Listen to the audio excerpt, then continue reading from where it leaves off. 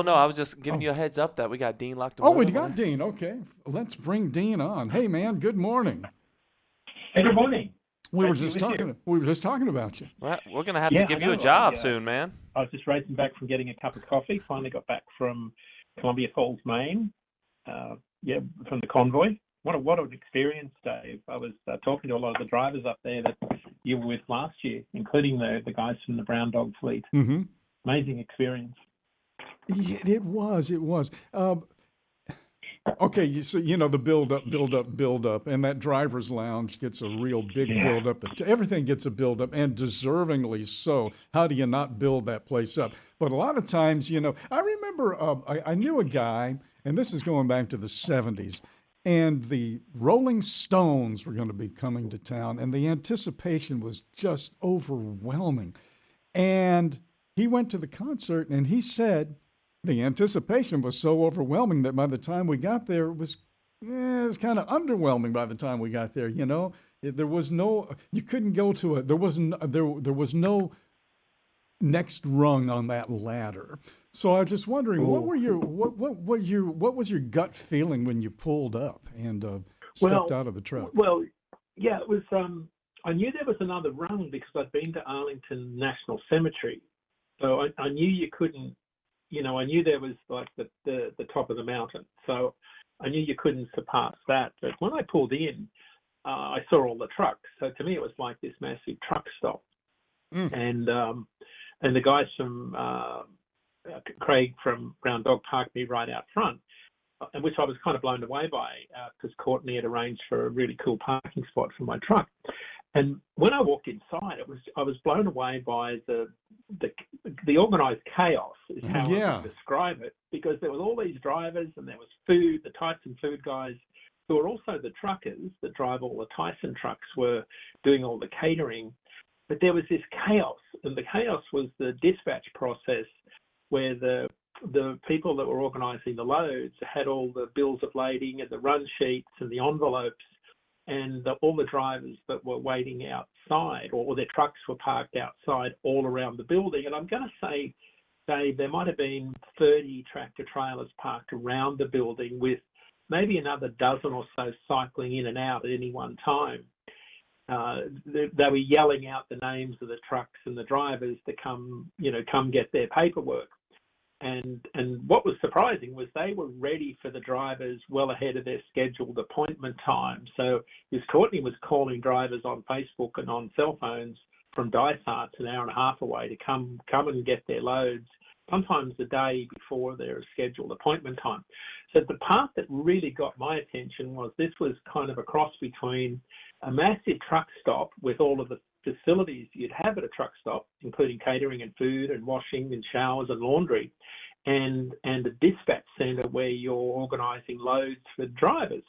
So that was the part that really surprised me. This was like a one-stop shop for drivers.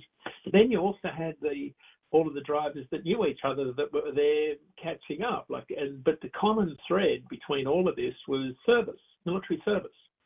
And that was the part that really surprised me. But this was unlike anything else. This was like a group of drivers that had all served in one way or another throughout their career, but they were all there for one purpose. They were donating their time and their services for the good of their community. And as you know, Dave, like the donation of their time and services is considerable when you think that each one of these trucks is donating at least 2 weeks of time to get to Columbia Falls and then go back and deliver over the course of this week.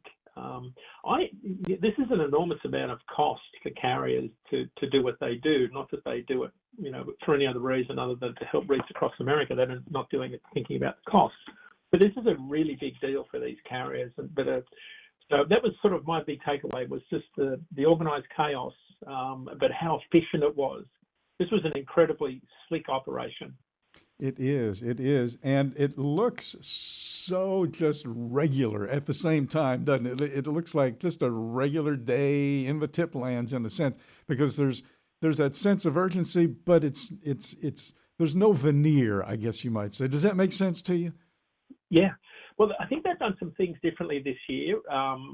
Craig from Brown Dog had organised, the one-way in and out. They had a staging area for the trailers this year, which they hadn't done. So there's that, right? yeah, so I think they've figured out some things over the years, and some shuttle buses. Fred was a tour guide there, and I think they've figured out with the extra trailers and trucks cycling in and out, they've got a lot more logistics behind the scenes, and I was just amazed by the amount of support services they had this year. That were the amount of volunteers that are in the background helping make all this come together. But it was, Dave, it's like a duck swimming on water. To me, it appeared like it was organised, but I'm sure that behind the scenes there was a lot of stuff that was going on. I wouldn't want to be in Courtney's brain right now. Let's just put it that way, right? Yeah, for sure. Yeah, I know there was a few loads that fell through and dropped out, and she had to do a little bit of, there's always something, for sure. Yeah. Hey, speaking of always something, Chowder's on the line with us here. Let's bring him on. Hey, Chowder, good morning, and Dean's on with us.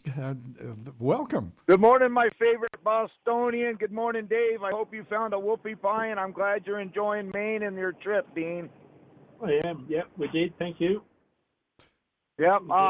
I'm calling on a sad note today, Dave. Very sad.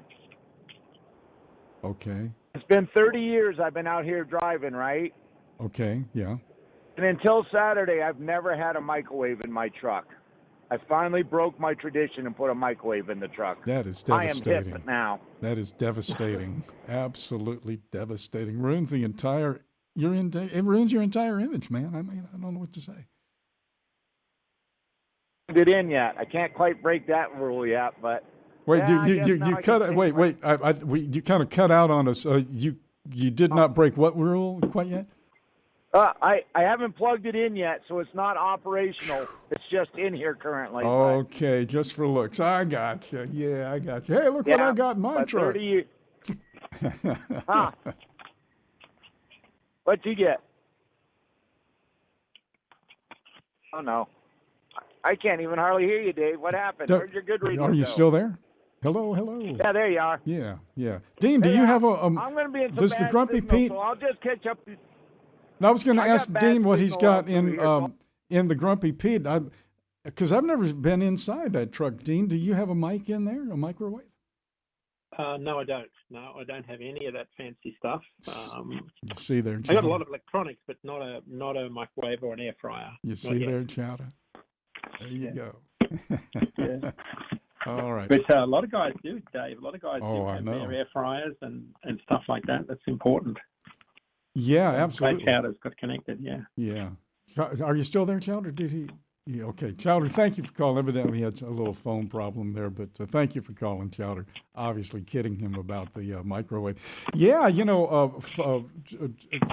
back, it's kind of strange, talking about the amenities that trucks have in them now.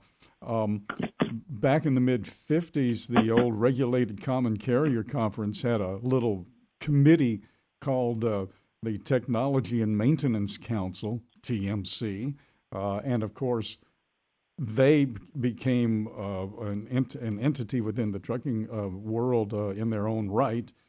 They write the Bibles, the technical Bibles, the maintenance Bibles for the industry.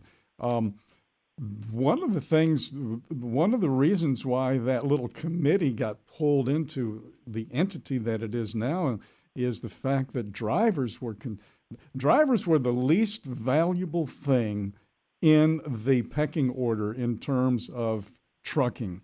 The commodity, what was in that trailer or on that flatbed, was the most important thing. Then the equipment was important, and the driver was a distant third back in those days, where guys would sleep on the hoods of their trucks in the wintertime as long as the engine was warm, because there was no amenity in the cab whatsoever. You remember, Dave, early 2000s when I moved here, it started to become a big talking point in terms of driver recruiting. The interior sleeper design of the tractor became a retention recruiting design feature at the OEM level. And I remember going to truck shows, and the the sales guys would talk about all of the interior features of the sleeper cab as a means to attract drivers. That was early 2000s. So, but we've come a long way with things like inverters that allow trucks to power things like these high wattage air fryers and microwaves that Chowder's talking about. That wasn't something that has been around for a long time. So, and I don't know when that would have been dated, but I guess it's something in the last 20 years where we've been able to develop that kind of technology. Yeah.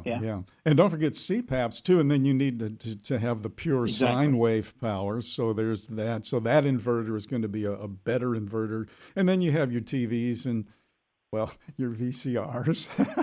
Yeah. I wonder if anybody still has a VCR out there. I remember this is you know how little things happen and you can just picture them like you're taking a photograph, 40 years later. This is about 40 years ago. I used to do a lot of live broadcasting from the different truck stops, and this was at the old road gang, so we were on after midnight. And I remember guys would come in, and I had a long piece of just audio cable with two alligator clips, one on each end. And back in the day, when FM became a standard, they basically stopped grounding the antennas on radios because FM doesn't need a ground, but AM does. And the world kind of switched over to FM by and large, but we, of course, were still on AM. And you had to ground that antenna. So I would go out, the guys, man, I can't get your show on outside. Well, let me go outside during the news. And we ran outside. I'd take one clip and put it on the antenna, one on the frame, and boom, there's WWL banging in like a local station.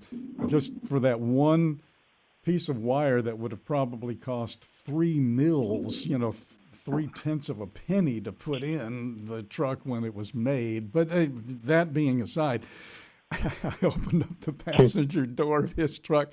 I don't know how many cassette tapes just fell right out onto the parking lot. Right. Yeah, because you had to bring your own stuff, And Exactly. now you just stream what you do. What you were doing right now. You have your phone and you have all of the gear you could possibly use to entertain and inform yourself.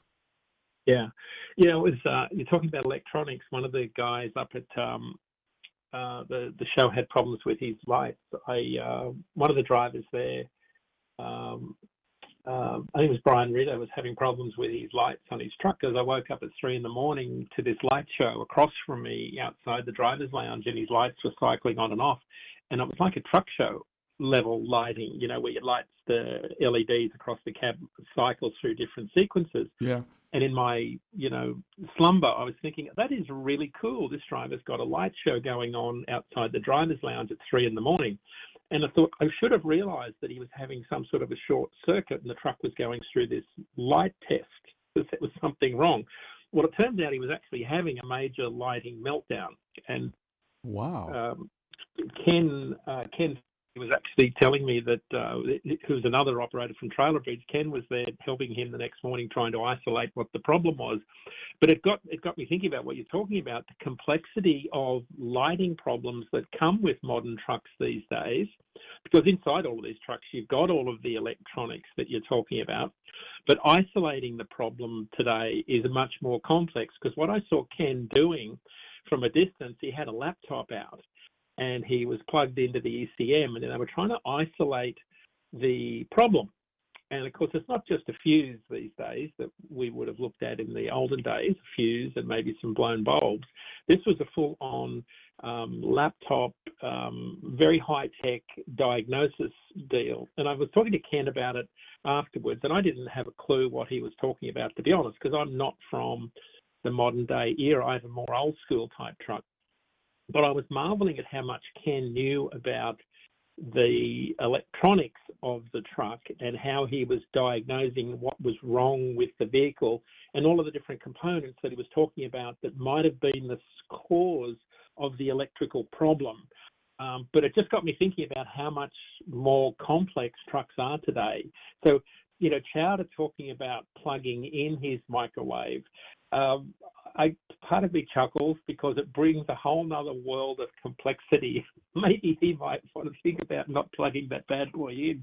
But, there's probably a whole lot of other guys out there that will help him with it. Upsetting the balance. We were talking about how the universe depends on being in balance, so you don't want to upset the balance. Whoa, you know what's out of balance? The clock, because we need to squeeze in some stuff here before the bottom of the hour. Dean, always such a treat talking to you, man. So you're back home in Boston at the moment. What are your travel plans now?